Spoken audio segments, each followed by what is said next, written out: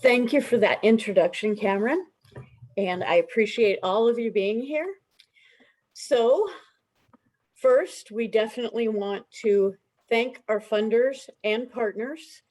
CalOHII received grants from the Federal Center for Medicare and Medicaid Services, Nourish California, formerly the California Food Policy Advocates, the Archstone Foundation, and the California Healthcare Foundation. Moreover, many stakeholders volunteered their time to review and provide input on the guidance, as well as to inform others of the project. We very much appreciate the hard work our funders and partners provided for this project. We could not have done this without them. What is the SHIG? The SHIG is an authoritative but non-binding guidance from the state of California that explains when, where, and why health and social services information can be exchanged between health providers and social service providers involved in coordinating patient care. It's written in plain language for a general audience, and you utilize the scenarios derived from real user stories. The SHIG tries to reduce complexity and confusion, allowing users to understand how laws and statutes apply to their actual situations. The SHIG is broad in scope, and the intended audience of the SHIG is health providers, community-based organizations, social services providers, food provisioners, patients, patient and privacy advocacy organizations, county governments, community health centers, eligibility and enrollment staff, caregivers and care coordinators, and nutrition educators. The SHIG is assistive, the known path to yes. What is the known path to yes? It's a phrase that came up during our stakeholder interviews and captures the essence of the SHIG. It's a way of clearly showing how a provider can get from the sometimes knee-jerk reaction of denying information sharing to confidently and comfortably saying yes to information sharing within the law. I do have to add a disclaimer here, although the SHIG is a thorough analysis and interpretation of laws and regulations which support coordinated care, the SHIG does not replace legal advice from your counsel. Next slide, please.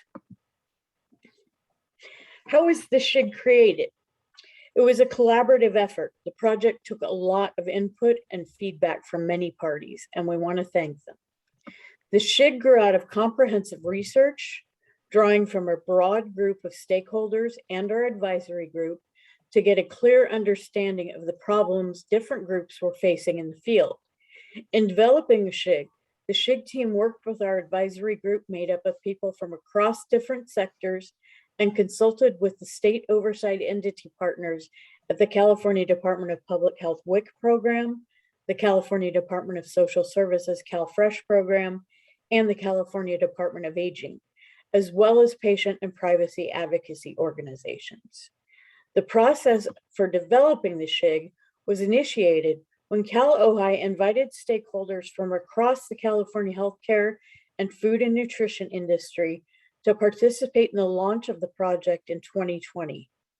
Feedback was solicited about current obstacles to sharing health and social services information. We heard the following regarding the barriers to sharing information. Lack of clarity on what can be shared, because in large part there are different industries and therefore different privacy laws covering this information. So health information for healthcare or personally identifiable information for social services. There are many different federal and state laws protecting this information, and they don't align or use the same terminology. There's no standardization or uniformity in compliance. This creates a lack of clarity around compliance and what can be shared for what purpose. We also heard that small organizations have a difficult time understanding what they have to do to comply with the laws, and we heard questions around HIPAA business associate agreements and when they are needed. Next slide, please. So why CalOHII? Because of our statutory authority to interpret and clarify state law, CalOHII has created similar authoritative guidance for California state departments in the past and has established connections with stakeholders all across the healthcare industry. We utilize these connections for the original SHIG related to mental health and substance use disorder treatment, to research the issues at play and to gather real-world user stories that guided the creation of these legally and operationally accurate scenarios. In addition to using these connections, we also forged new connections with food and nutrition industry members to ensure that we understood the business processes, terminology, challenges, and needs of those stakeholders who work tirelessly to combat food and nutrition insecurity. It's our hope that the SHIG will be a primary point of reference for clarifying state and federal laws. The hope is that there will be greater clarity about where and why health and social services information can be exchanged between health and social service providers and other providers involved in coordinating patient care. Next slide, please. Who can use the SHIG? Although the SHIG is broad in its scope, it is especially applicable to health providers, community-based organizations, eligibility and enrollment staff, caregivers and care coordinators, social services, food provisioners such as food banks and Meals on Wheels, and nutrition educators. These were the provider groups identified by our stakeholders who could benefit from the SHIG. It can also be used by the patient. It's written so that it can really be used by anyone with a situation that we've analyzed in one of the scenarios. For the convenience of the reader, the role-based scenarios are presented as some of the most typical provider roles involved in the most commonly reported patient information sharing challenges to coordinating care. Next slide, please. So what's in the SHIG? The SHIG is made up of three main sections: general guidance, guidance for specific scenarios, and other resources. Each section offers various tools to help the reader. The SHIG grew out of comprehensive research, drawing from a broad group of stakeholders and our advisory group to get a clear understanding of the problems different groups were facing in the field. The process for developing the SHIG was initiated when CalOHII invited stakeholders from across the California healthcare and food and nutrition industry to participate in the launch of the project in 2020. Feedback was solicited about current obstacles to sharing health and social services information. Next slide, please. How it works. The SHIG is broken into 6 categories, which are then broken into 14 scenarios. 3 of the categories are general information sharing, health provider to health provider, and program scenarios. The general information sharing category discusses sharing general contact information or patient status among various providers. For example, health providers sharing contact information with a food bank, or a nutrition educator sharing a patient's general status with a health provider. The health provider to health provider category discusses how various healthcare providers can share information. For example, a primary care physician wants to share health information with a registered dietitian to ensure an older adult taking warfarin has an appropriate diet. The program scenarios cover information sharing related to CalFresh, WIC, and the Older Americans Act. For example, an Older Americans Act nutrition program specialist is tracking the status of an older adult and wants to share some information relevant to the individual's health with their health provider. Next slide, please. General guidance. The general guidance section provides a background for the reader before getting into the scenarios. SHIG Volume 2 starts with an overview of food and nutrition insecurity and a table of terms to help the reader better understand what category they fit into. The general guidance also discusses generally applicable guidance, such as authorizations for the release of protected health information, which explains the difference between a combined and compound authorization form. It also discusses the prohibition on redisclosing health information under certain laws once it has been received, the minimum necessary requirement, health information exchanges, and community information exchanges, and the possibility of designating social service providers as public health authorities. The summary of privacy laws gives the reader an overview of all the applicable federal and state privacy laws that impact the scenarios. Finally, after hearing that small organizations have a difficult time understanding when HIPAA business associate agreements are needed, the SHIG provides an overview on who is considered a business associate under HIPAA and when a business associate agreement is needed. Next slide, please. Here's an example of additional guidance the SHIG provides outside of scenarios.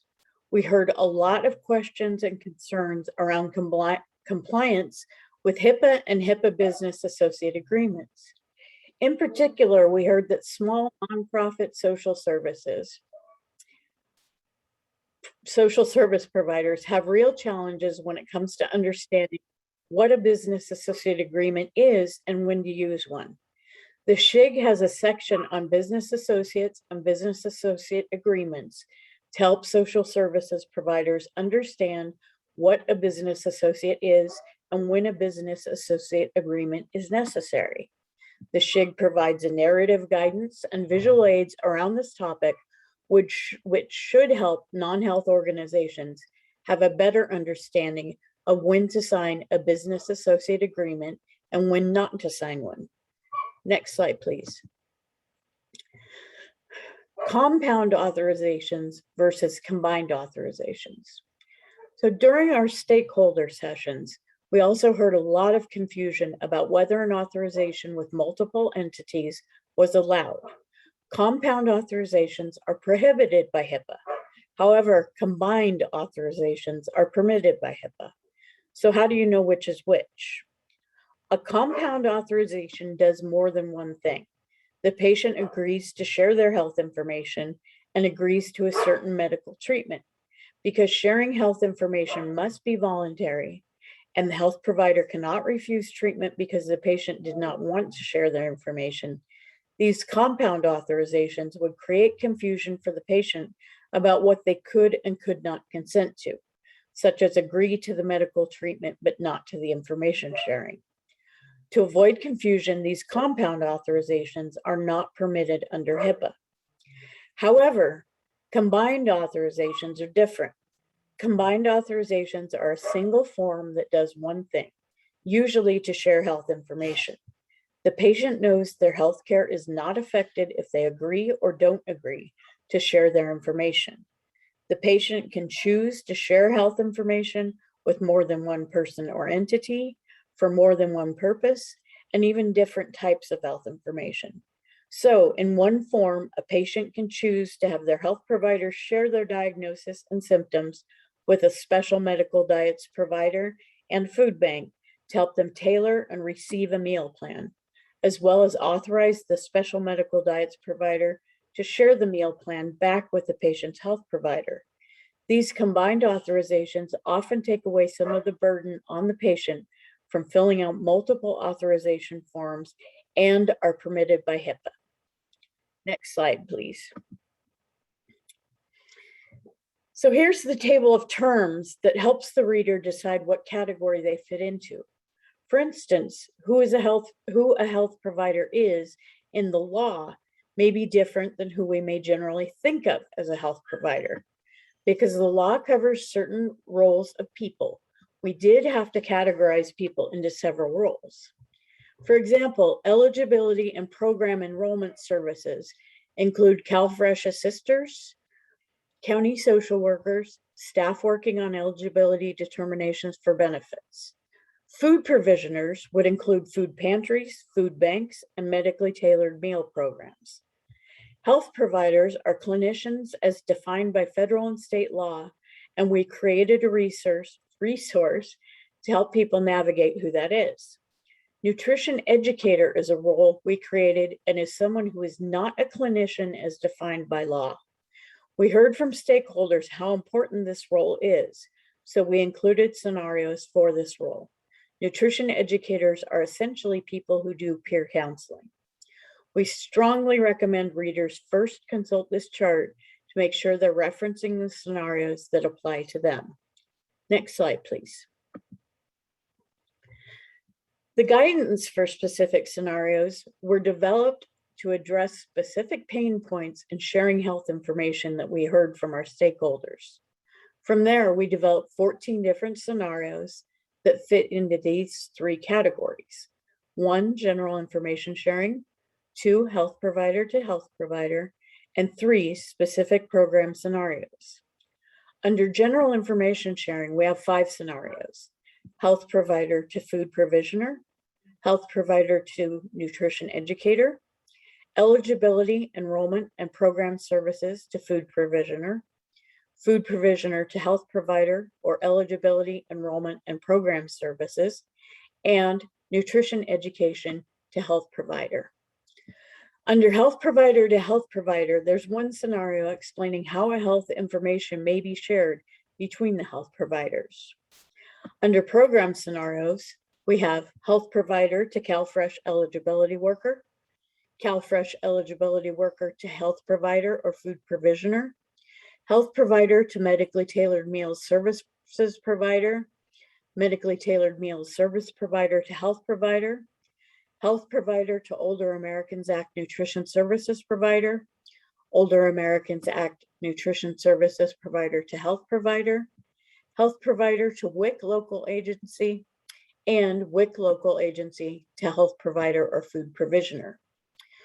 Next, we're going to walk you through the health provider to food provisioner general information scenario, and I will be turning this over to Courtney.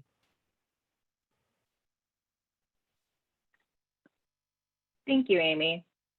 Good morning. My name is Courtney Hampton, and I am the Assistant Chief Counsel for CalOHII.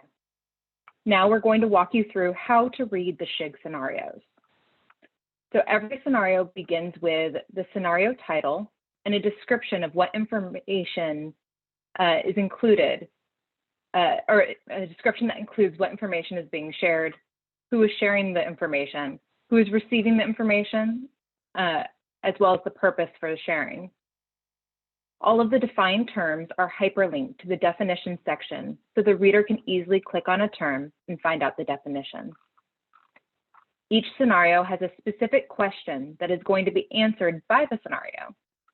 The question specifies what information is being shared, who is sharing the information, who is receiving the information, and the purpose the information is being shared for. Finally, each scenario has a list of assumptions we make that the reader should know about before they go into the flow and guidance. These assumptions can be laws, what laws do or do not apply, the age and/or capacity of the patient, whether a patient's authorization is in place, and anything else specific to that scenario.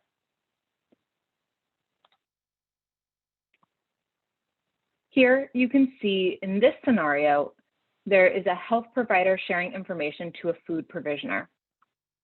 The description says the health provider is providing general information to the food provisioner for the purpose of assisting the patient in accessing a nutrition program to coordinate their care.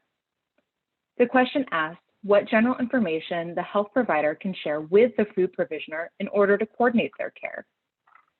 You can see in the assumptions that only name and contact information are shared by the health provider, and that this is not substance use disorder information or information regulated by the Lantern-Petra Short Act. You can see the organizations sharing the information are not subject to the California Consumer Privacy Act, and there is no patient or patient representative's authorization. This scenario is about sharing general information, but what is general information? You can see general information is a defined term because it's hyperlinked. And so if you click it, you will be taken to the definition of general information in the definition section later in the document. As you can see, this information is very limited to the name and contact information of the patient. It does not include any other demographic or health-related information. So for purposes of this scenario, we are only looking to see whether a health provider can share name and contact information of a patient with a food provisioner in order to coordinate the patient's care. Next slide. Here is an example of the graphic. You can see in the top box who the parties sharing the information are, who is sharing the information with who, or the direction that the information is flowing. You can see in the flow chart where to start, who the person sharing the information is, what information they want to share, and who they want to share information with. The flow chart then goes into whether the information can be shared without an authorization, or whether a patient or patient representative's authorization is required before the information can be shared. So here you can see for the general information sharing scenario, in the top box, the health provider is giving information to the food provisioner.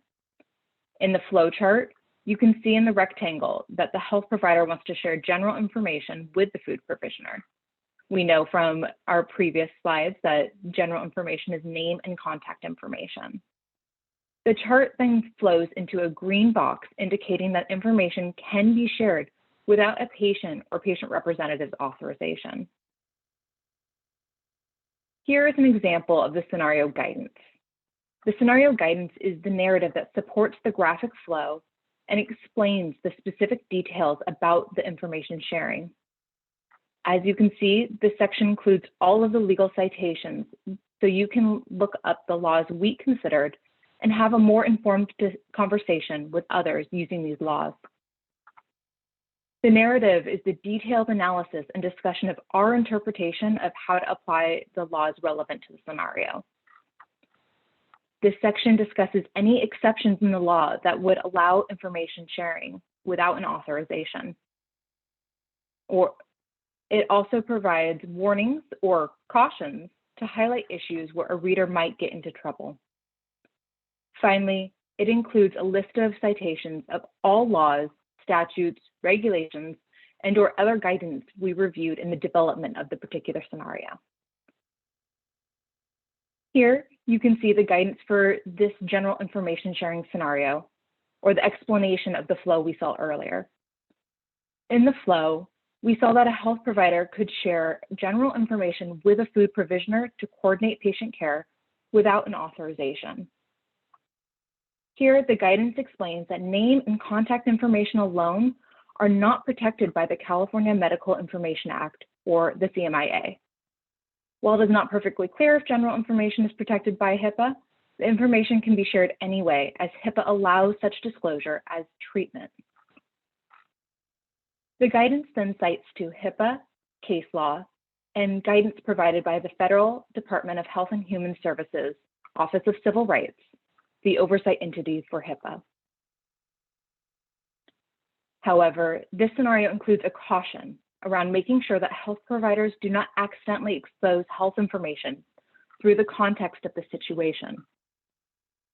The first paragraph cautions the reader to ensure that information given by the health provider is limited to name and contact information. It warns that if additional information is included, it may be protected by the CMIA and need to meet an exception in the CMIA to allow the information to be shared without an authorization. The second paragraph cautions about indirect disclosures of health information.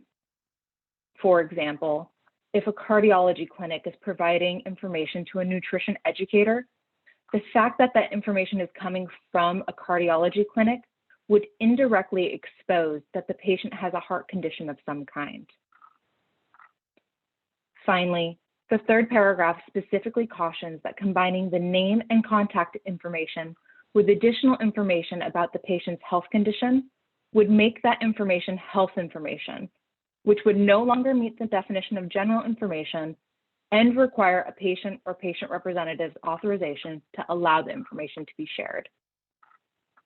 As you can see, each of these paragraphs are supported by a mix of federal and state law, case law, and federal HHS guidance.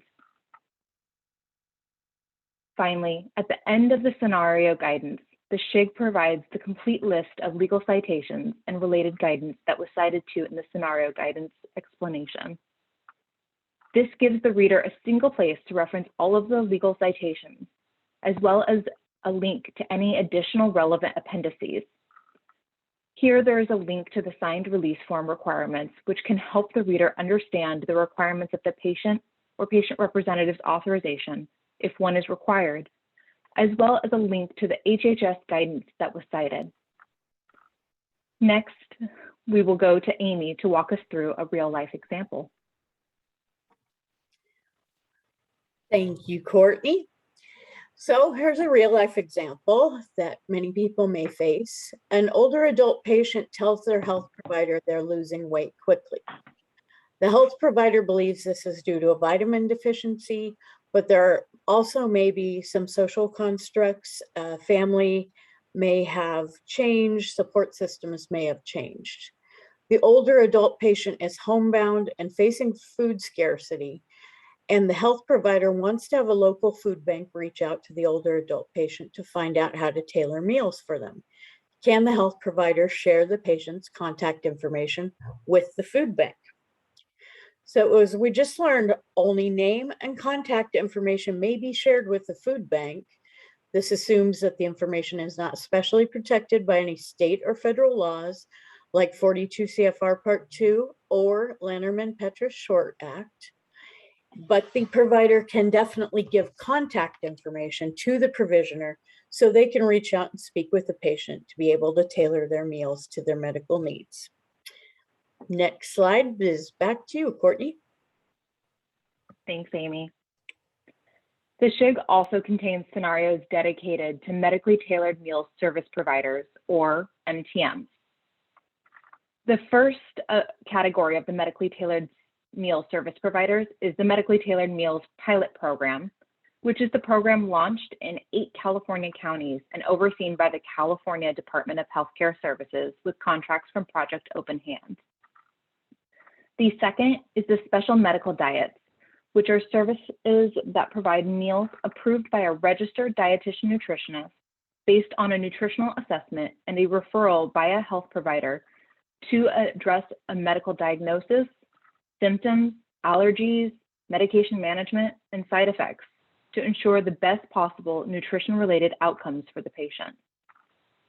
For these scenarios, MTM refers to either the Medically Tailored Meals Pilot Program or Special Medical Diets. We assume for these scenarios that there is a registered dietitian nutritionist working for the MTM who will be the one to share or receive the health information. Here is one of our MTM scenarios on how a health provider can share health information with an MTM. Here we ask what health information can a health provider share with the MTM. In this scenario, we see that the MTM needs a patient's health information to create and deliver meal plans and medical nutrition therapy sessions to the patient. Under the assumptions, we can see that the organizations are not covered by the California Consumer Privacy Act, and there is no patient authorization. So, what health information can a health provider share with an MTM? In the flowchart, we see that the health information is going from the health provider to the MTM. When we walk through the flowchart, we are asked whether the health information is being disclosed to a recognized medically tailored meal program. So that's the Medically Tailored Meals Pilot Program or a special medical diet provider. If it is, then the information may be shared without a patient authorization. If the medically tailored meal service provider is not one of those recognized medically tailored meal programs, then the information may be shared with a patient or patient representative's authorization. Here we can see the reasoning behind this. The health information is being shared for treatment, such as the creation of a meal plan, medical nutrition therapy, and periodic wellness checks. The health provider may share health information with another health provider, such as a registered dietitian nutritionist, for treatment purposes. So that allows sharing for this purpose. There is also clarification that a business associate agreement is not required for this type of sharing. You can also see that if health information shared is behavioral health information, that is mental health or substance use disorder information, the reader can reference SHIG Volume 1 on sharing behavioral health information in California. As always, we include citations for you to reference so you can see how we support our analysis and conclusions and to give you a place to start these discussions on your own. Next, Amy will again take us through a real-life example. Thank you. So, health provider to medically tailored meal service provider. The patient health information to be shared. The patient uses a prescription drug that may cause a dry mouth. Some foods should be avoided to avoid choking. Can the health provider let the medically tailored meal service provider know to add or omit certain foods from the provided meals? If the PHI is being disclosed to a recognized medically tailored meal program, such as MTMP or SMD, then yes, the information may be shared. If the food provider is not an MTMP or SMD, then the information may be shared if the patient or patient's representative gives authorization. And back to you, Courtney. Thanks, Amy. After the scenarios, the SHIG offers other various resources to help the reader. These resources include signed release form requirements for which discuss the patient authorization requirements for various laws, an explanation of the difference between personally identifiable information and protected health information, the definition of a health provider under HIPAA and CMIA, a summary of various privacy laws, the definitions for hyperlinked terms in the document, and links to some additional resources that may be helpful to the reader. As people need to digest information in different ways, we've tried to create different formats for presenting the information. And of course, the SHIG is also ADA accessible. We heard from stakeholders their concerns over what protected health information is and how it's different from personally identifiable information. So we created a tool. You can see the chart is a quick reference of what information on its own is protected health information, or PHI, versus what information on its own is personally identifiable information, or PII. The chart is intended to help the reader see the difference easily and quickly. Here's an example of the summary of privacy laws section. As you can see, the section breaks down various federal and state privacy laws in an easy to digest way for the reader. It explains who is covered by the law, what information is covered, as well as other various requirements under the law and what potential liability there is for violating the law. This section may be helpful for organizations that are unfamiliar with requirements under certain laws. Back to you, Amy. Thank you. So we acknowledge that the SHIG is a first step and does not address other types of information that needs to be exchanged to help facilitate the coordination of care. CalOHII recently published SHIG Volume 3 on sharing HIV/AIDS information in California.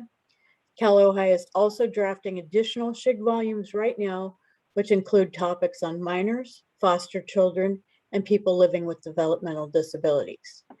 The SHIG is the first step to advance appropriately sharing health and social services information. We hope you will find value in it, and it will help you start a dialogue and remove barriers to appropriately exchanging health and social services information. Oh, goody. So the SHIG is for you.